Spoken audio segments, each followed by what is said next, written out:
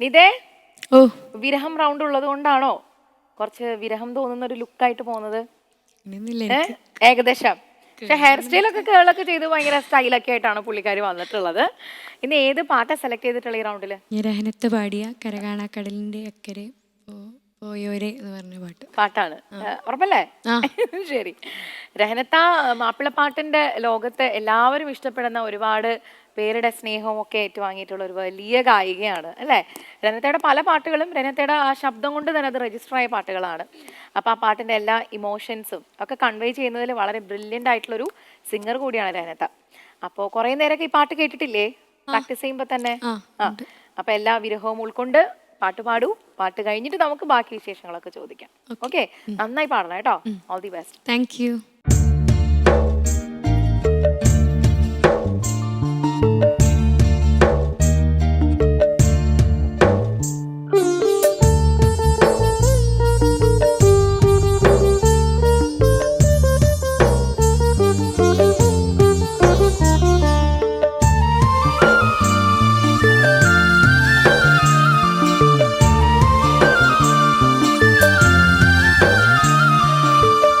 കാണാ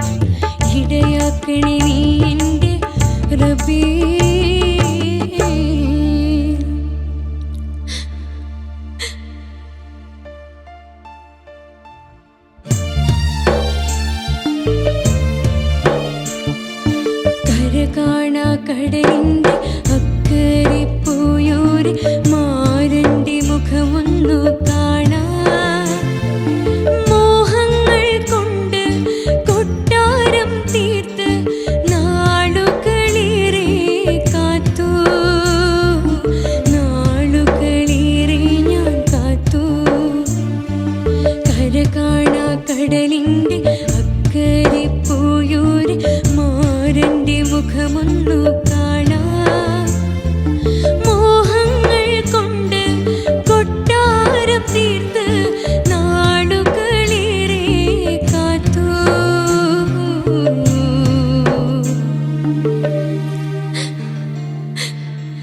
നാളുകളേറെ ഞാൻ കാത്തു.